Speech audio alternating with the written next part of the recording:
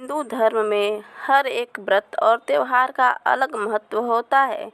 जिस प्रकार पौष के महीने में मकर संक्रांति का संबंध सूर्य के अपने राशि परिवर्तन से है, उसी प्रकार माघ महीने में कुंभ संक्रांति के दिन सूर्य का राशि परिवर्तन होता है और सूर्य मकर राशि से कुंभ राशि में प्रवेश करता है। सनातन धर्म में इस तिथि का बहुत अधिक महत्व है। ऐसा माना जाता है कि इस दिन पवित्र नदी में स्नान करना और दान पुण्य करना विशेष रूप से फलदायी होता है। ऐसा माना जाता है कि कुंभ संक्रांति के दिन पवित्र नदियों में स्नान अत्यंत लाभकारी होता है। ऐसा करने से व्यक्ति को समस्त पापों से मुक्ति मिलती है और मोक्ष का द्वार प्रशस्त होता है।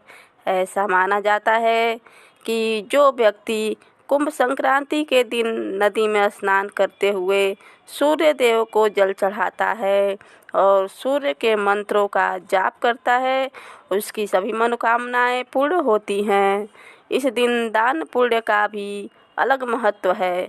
जो इस दिन गरीबों को भोजन कराता है, दान करता है या जो अपनी सामर्थ्य अनुसार ज़रूरतमंदों को दान देता है, उस पर भगवान विष्णु की विशेष कृपा होती है। ऐसा माना जाता है कि इस दिन अनाज, गर्म कपड़े, कंबल आदि का दान गरीबों को देना चाहिए। संक्रांति के दिन नदियों में स्नान करने के बाद सूर्य देव को जल अर्पित कर पूजा करने का विधान है। इस दौरान आप सूर्य देव के मंत्रों का जाप भी कर सकते हैं। स्नान के बाद सूर्य ग्रह से जुड़ी वस्तुओं का दान करने से पुण्य की प्राप्ति होती है। इस दिन आप गेहूं, धान, कंबल, गरम कपड़े आदि का दान कर सकते हैं। आइए जानते हैं कुंभ संक्रांति की कथा। कुंभ संक्रांति की पौराणिक कथा के अनुसार प्राचीन समय में एक हरिदास नाम के एक ब्राह्मण थे। वो अत्यंत धार्मिक और दयालु स्वभाव के थे। हरिदास की पत्नी का नाम गुणवती था।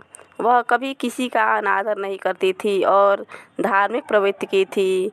गुणवती ने अपने जीवन काल में सभी देवताओं का व्रत किया, लेकिन धर्मराज का पूजन करना भूल गई और न ही कभी दान और पुण्य किया।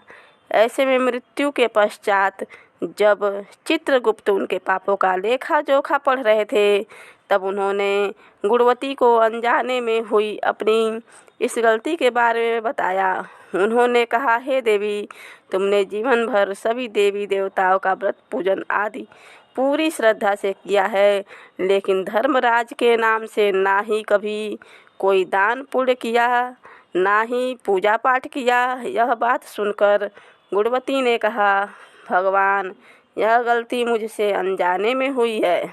ऐसे में इसे सुधारने का कोई उपाय बताएं।